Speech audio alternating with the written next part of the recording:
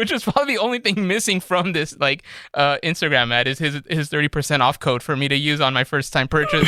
Use code Chicha for 30% off.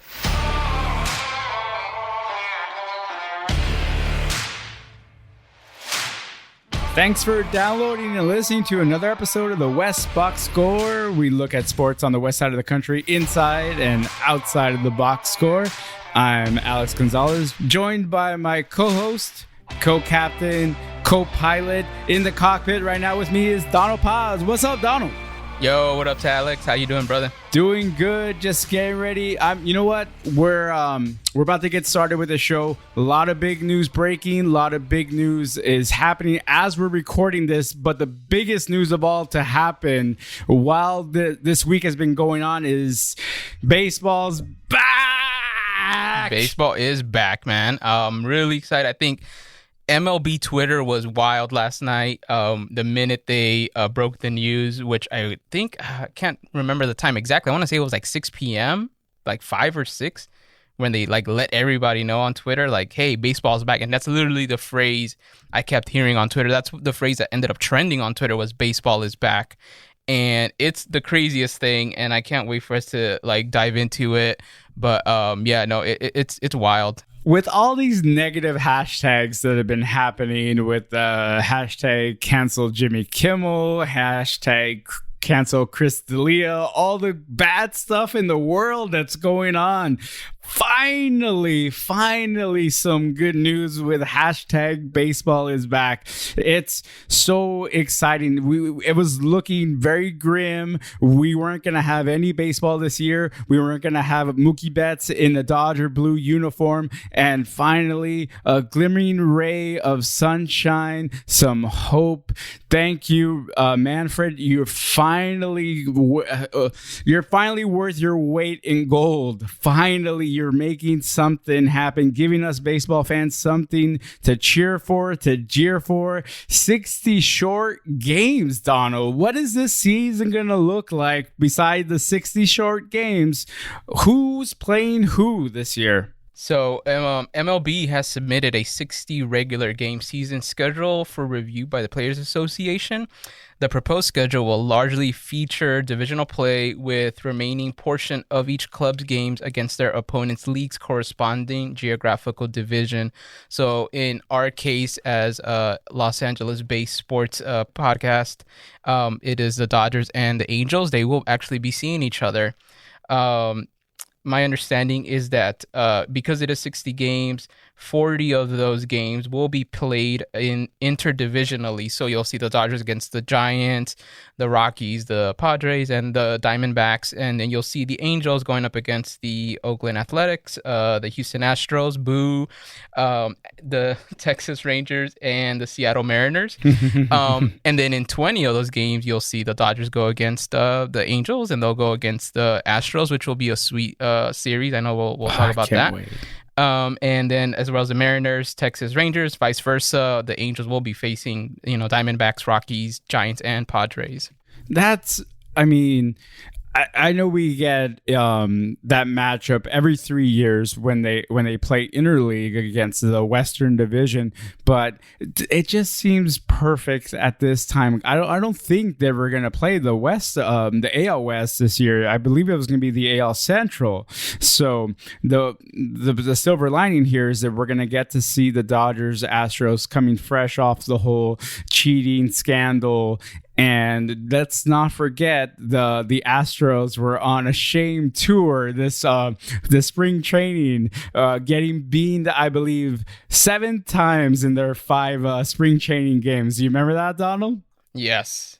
No, it was crazy. The teams have it out for the Astros. I mean, cheating is kind of happens in baseball with the whole steroid era. I just watched that 30 for 30 ESPN doc with the long gone summer, showcasing the 1998 home run race between Mark McGwire and Sammy Sosa, and it brought back memories of my youth watching that and just being so excited to see these home runs and knowing that there's a bit of an asterisk there because of the cheating that went on between Mark McGwire and Sammy Sosa. Not entirely their fault. I think, my opinion, they belong in the Hall of Fame, both these guys, because the MLB testing, it wasn't up to snuff like it is now, and it was kind of thrown under the rug. I mean, MLB testing wasn't as strict as it is now, and so a lot of these supplements were allowed, especially Mark McGwire's supplements. They were over the counter,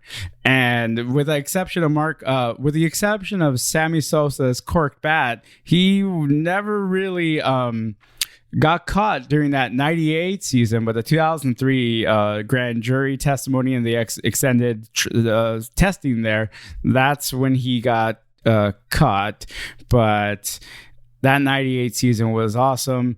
But taking it back to the cheating that goes on now, there's definitive proof that the Astros cheated. And that's why when they step in the box against Clayton Kershaw, what do you think's going to happen when Jose Altuve steps in that box and Clayton Kershaw is on the mound, Donald? I mean, I'm hoping Kershaw pitches really well and does not choke. First and foremost, I'm sorry. These feelings are really coming back. As much as I love the Dodgers, these feelings do come back, and I do think of that. But I am excited to see them come back. I do want Kershaw to just do what he does, be Kershaw, and I can't wait to see them outpitch the Astros, especially the Astro hitters. And, it's crazy to see that this is the way it's playing out, that they're going to actually have to play each other versus not. Mm-hmm. And it's crazy because I know that, like you said in the beginning of this conversation, we as Dodger fans really are bothered that, what happened, and it was really unfair. And yes, they should have been stripped of their title. And Manfred didn't even back that up. He made it seem like, it was just a piece of metal. He kind of made it seem like he didn't care, which is when all this stuff was happening with the MLB coming back. He didn't seem like he really, to me at least, it felt like he did not care about really bringing back baseball. And it was crazy to see that he actually did do it. So big ups to Rob Manfred for that.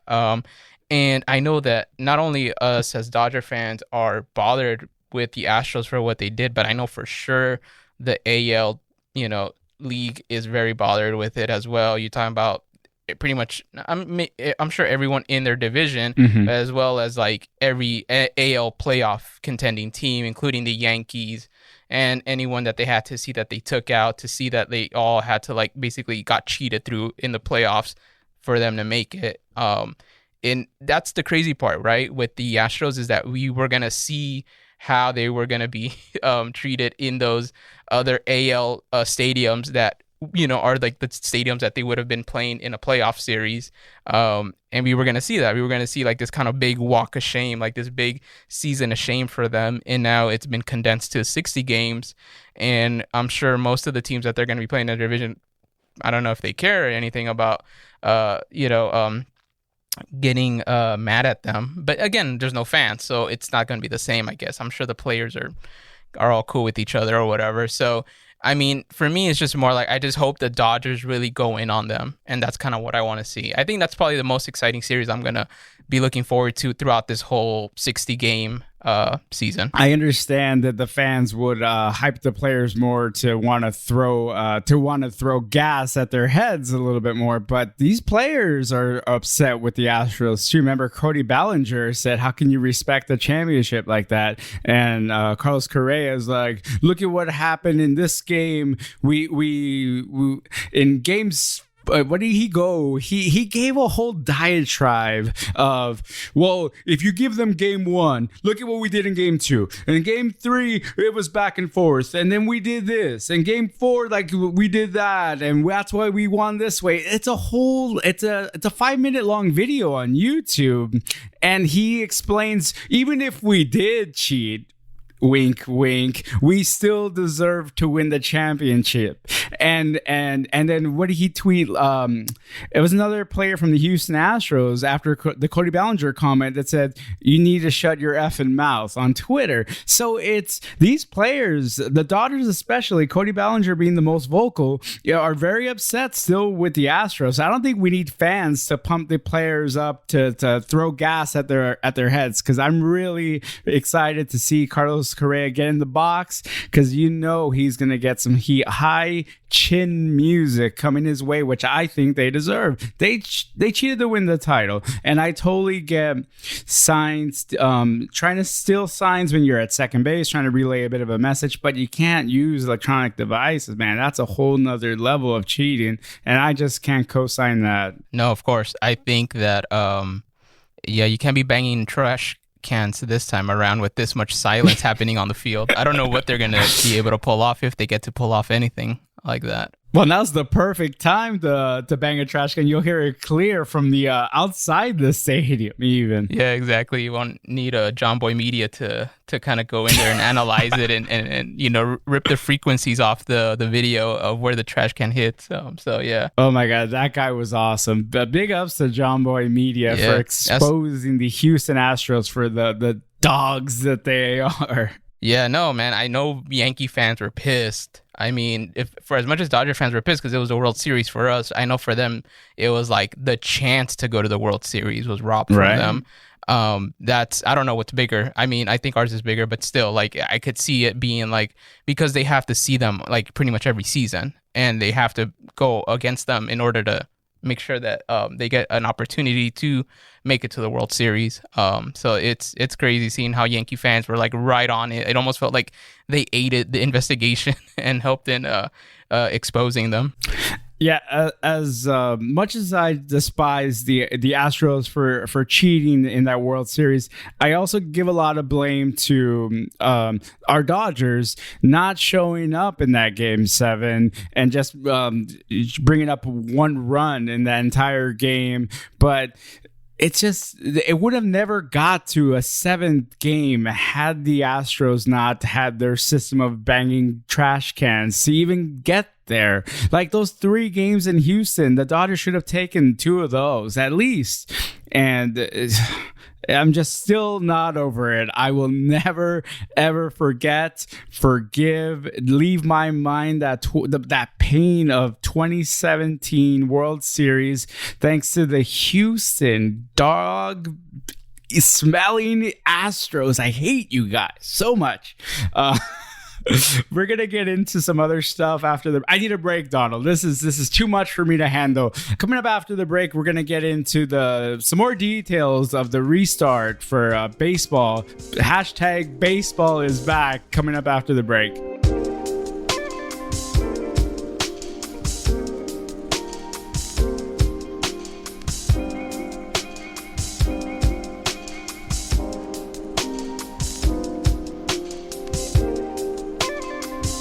Welcome back. Thanks for sticking around and downloading the West Coast Box Scores. Look at sports on the west side of the country, inside and outside of the box score. I'm Alex Gonzalez, back again with Donald Paz. What's up, Donald? Yo, what up, Alex? What's up? Let's get back into this. Hashtag baseball is back. We're excited that baseball is back, but there's some details we got to hammer out about baseball being back. What are the extra innings going to look like? So there's going to be a new rule for extra innings that MLB implemented. And I think obviously this is because it's a 60-game season.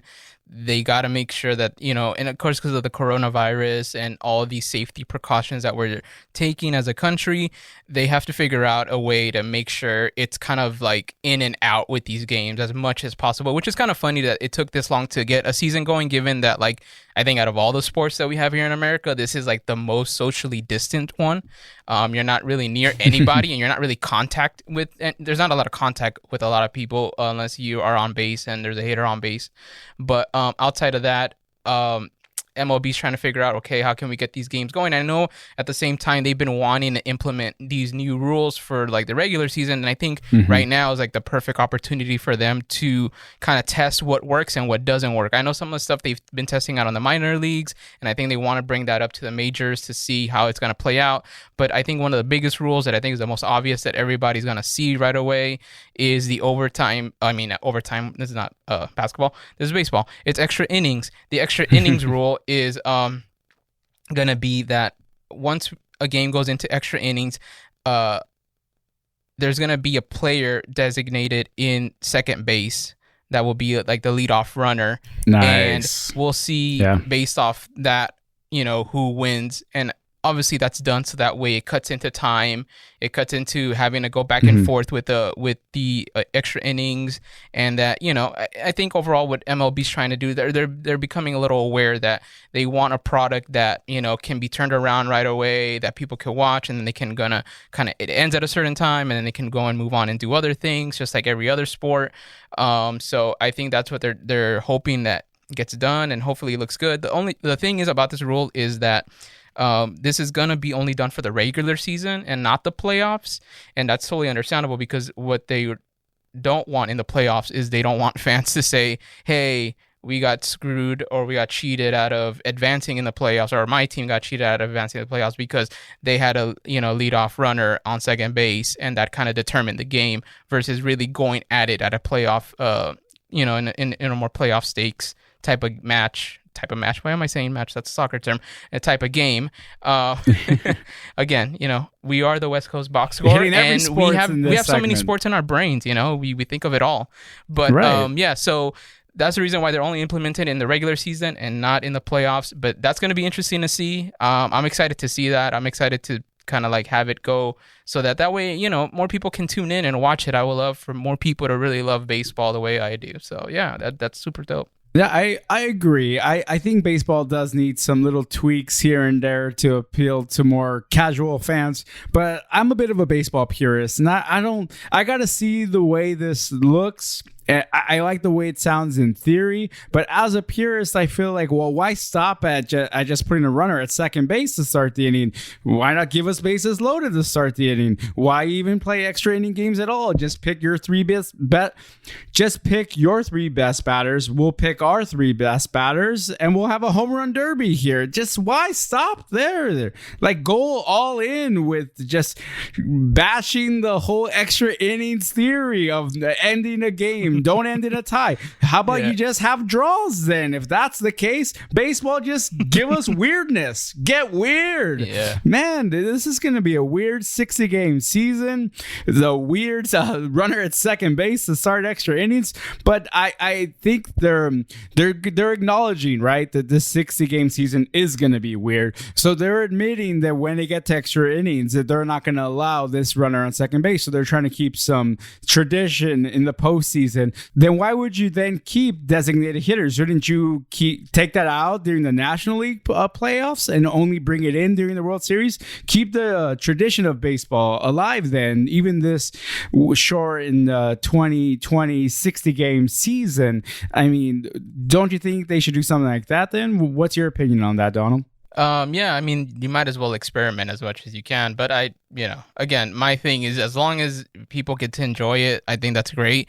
My thing, one of the things that I kind of thought about with the rule of guy and second base is, I wonder what's going to happen when teams can figure out that if they just have their first batter do a sac fly, that if they have a fast enough runner that can just run into home off a sac fly, like, what would that mean? Like, it's going to be interesting. I feel like there's going to be some teams that are going to figure out loopholes with that second base player there. I don't know. I kind of, it would be funny if this blows up in their face somehow. Of course it's going to blow off, because I miss baseball so much. So here's what you do. You intentionally walk a runner. Then you get a double play ball. Then you get a fly ball out next inning. No, exactly. Put me in to be a manager, Donald. I figured it out already. You're not going to give up a run now. Yeah. Exactly. Exactly, right? That's what you gotta do. Yeah. I love that we didn't say that, because there's a workaround. There's always a workaround. That's why baseball is so slow at times, because it's all strategy. And if you're not really paying too much attention, you're just looking for the next home run ball, and then the excitement of that leadoff double, right? Like, that builds the excitement. Oh, all right, good, cool. We're gonna make it happen. But you don't have that momentum. It's just, okay, he's there at second base. Okay, that's a ground out. That's a fly ball, and now it's a strikeout. I mean, this is me being super pessimistic, even with the advantage of the runner at second, but baseball can be slow, especially if you implement that strategy of just walking the runner onto first, getting the double play ball, and then getting the strikeout or getting the put out at third or something. I mean, let's just not get too crazy or carried away with the excitement of this is going to build so many runs. Baseball is still going to baseball, and it's going to be slow, and it's hard to manufacture these runs. Yeah, no, exactly. I mean, we could go through scenarios all day, but I know there's more stuff we got to talk about. Yeah, you're right, Donald. Let's move on. Let's move on to this really interesting post that we saw from Chicharito over the week. Donald, I'll let your Espanol take this over. So Javier Chicharito Hernandez, LA Galaxy forward, posted a image on his Instagram account. It seems like he's just kind of like at a Galaxy game, takes off his zip up jacket, reveals the Galaxy jersey, which has the Herbalife nutrition logo on the front. And there's a quote at the bottom that he put out in Spanish, and it says, "Estoy muy feliz de unirme a este gran equipo. Desde que llegué al LA Galaxy y probé los productos de Herbalife Nutrition, me di cuenta que son los mejores productos de nutrición. Estoy seguro que juntos inspiramos a miles de mexicanos a mejorar su alimentación y poder suplementar con esos productos. Muchas gracias, Herbalife Nutrition." And that translates into English as... Oh, please, allow me to translate the English. I'm very happy to join this great team. Since I came to LA Galaxy and tried Herbalife nutritional products, I realized they're the best nutrition products. I am sure that together we will inspire thousands of Mexicans to improve their diet and able to supplement it with these products. Thank you very much, Herbalife Nutrition. And that's when he gives a thumbs up, he smiles, and his teeth shine. Ah, man, Chicha. It's like the Mentos commercial. Right? That's exactly how I felt reading this, man. I was coming down from Griffith Park, coming down off my hike, enjoying the Monday sunny afternoon, and I see, oh, Chicharito posted something. What is this? And I see that photo, and it's him gloriously taking off the warm-up jacket to reveal the Galaxy shirt there, and it's very beautiful. And like, what does the caption say? Oh, okay, cool. Where's the hashtag ad on this Instagram post? Because that's what this is. Like, I really thought it was going to be like, we're training, we're doing our best to bring the 6th star to the LA Galaxy. It's a freaking ad. Come on, Chicha. I get they spent so much money on you. They didn't bring you over here just to market and sell more vitamins, or did they? Man. I know we were when you had told me about it, I looked it up, and it was funny because it made me think about like, oh, what's going on here? And we find out that he signed a deal with Herbalife, which was interesting given that I didn't realize that multi-level marketing company signs people for endorsement reasons. It's a nice way to say pyramid scheme, but go ahead. Yeah, these I didn't know. I mean, I'm assuming maybe a lot of them do. I don't know. The thing is, like, it's kind of weird, right? Like, you see these companies and they most likely, you have to be like a member to get the product, which means that like you have to like pay into it and you get a discount and then you get to enjoy the product. But in this case, it's like he's signing an endorsement deal to it. And I was like, oh, I didn't know that existed in that world. I thought he was going to say, hey, I signed up for Herbalife and I get 30%. Here's my code if you want to get 30% off, which was probably the only thing missing from this Instagram ad is his 30% off code for me to use on my first time purchase. Use code Chicha for 30% off. So yeah, that's... Oh my God. Yeah, I was very disappointed. Seeing that.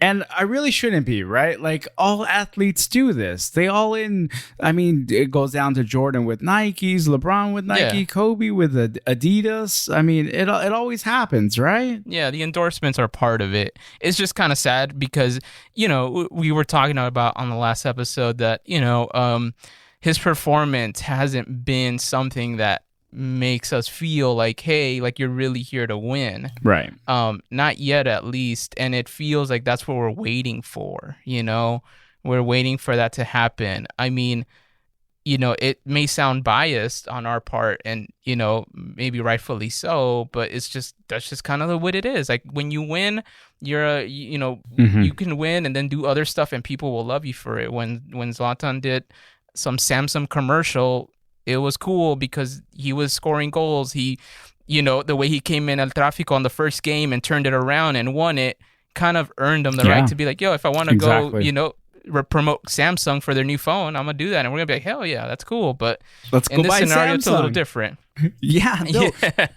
That's totally true. And look at LA sports fans get a bad rap for being fickle and only supporting teams when they're winning, and that's any city is going to be that way.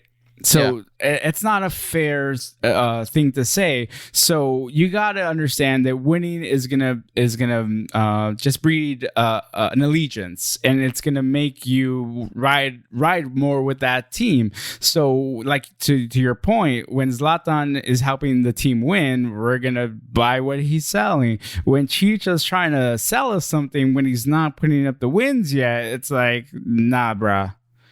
We can't go with that. We're not buying what you're selling. You're not selling us a good product on the field. Don't try to sell us a product off the field, because it's probably that product is going to be like you, not winning yet. So we're not going to go there. Yeah, no, exactly. It's true, man. I mean, I don't know. And I guess this is where the confusion comes, where I think a lot of people or maybe the casual fan or the fan that doesn't really follow LA Galaxy or,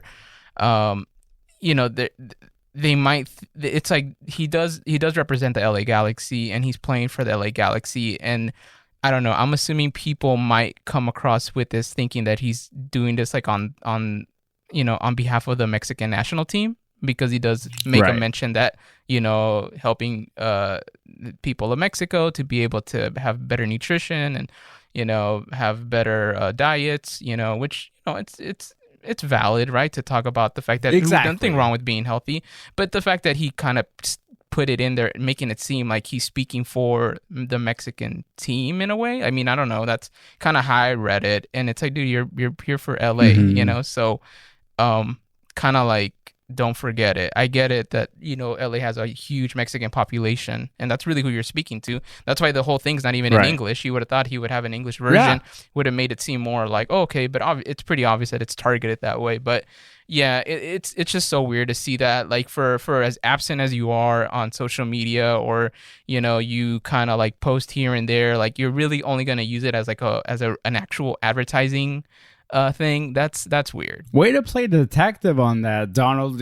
That's a very fair point that I didn't really realize after you just mentioned it. The entire post was only in Spanish. Usually he will post in Spanish first and then English translation right below. So you're right. He was only speaking in Spanish to the Mexican community, which, don't get me wrong, the message is a great message, right? We should all eat better, take care of ourselves, exercise more. All that great stuff is great for our health and longevity.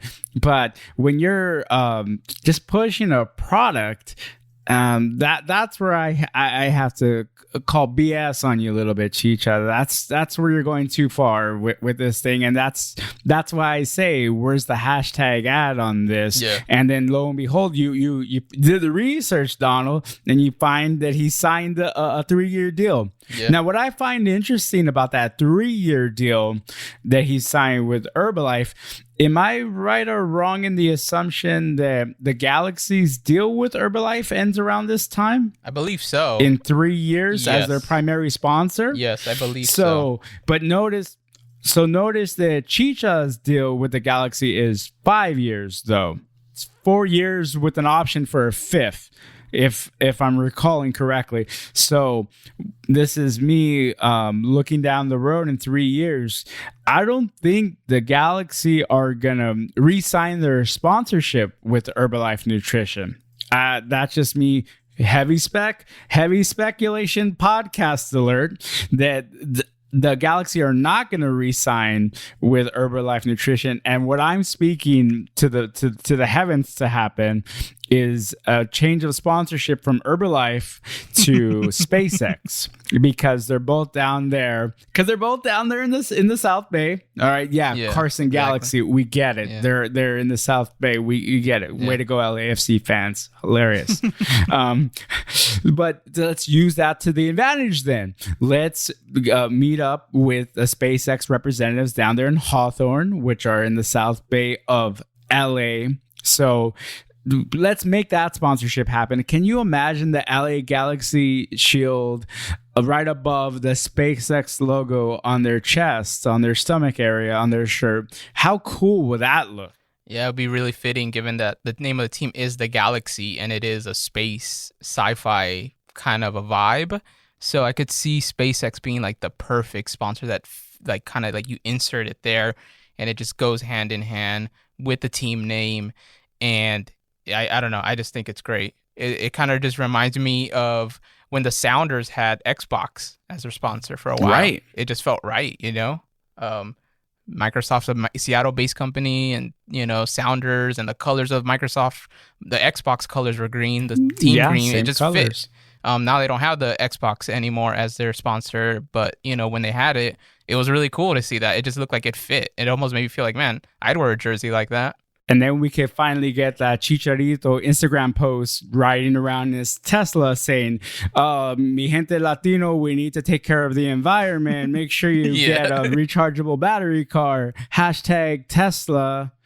Donald, it's been great as always chopping it up with you, man. Thank you so much for spending time out of your busy day to chop it up with me. Thank you so much for listening and downloading the podcast here. We appreciate you listening and downloading and giving us love on social media. We posted this and nothing but good things from everybody. If you got bad things to say too, let us know. We'll try to improve and shout you out when we improve upon it, you know? So next week we'll be talking MLS is back tournament with our good buddy Sonny Hermano. How excited are you for that, Donald? I'm really excited, man. I mean, we've been talking to him for the past couple of days in private, and it's always like, man, I wish we had our mics on and we had recorded everything we had just said, because that would have just been the pod already. But, you know, Sonny Hermano, great friend of ours, he does a podcast called The Fox Crate. It's really good. It's about music. If you're a vinyl head, definitely would recommend you check it out. But yeah, I'm really excited to talk with him. He's a great mind. He has really great thoughts, a lot of great insight. And it's going to be a little interesting because he's a LAFC guy. So, you know, who knows what happens when you got Galaxy guys talking MLS is back with the LAFC guy, you know, given that we're in the same group. There is a rivalry and, you know, it's coming up soon, the tournament. And yeah, we're going to get into all that good stuff. We're going to talk about the schedule. We're going to talk about the first El Tráfico. And yeah, I'm really excited. I can't wait. Let's not hold Sonny Hermano's allegiance to LAFC and the 32-52-519-323 as the bad thing. He's still a great guy. He's awesome. And we cannot wait to talk to him and then share that conversation with you. Thanks again for downloading and listening to the West Box Score. I'm Alex Gonzalez. Donald Paz over there. We're out. Peace.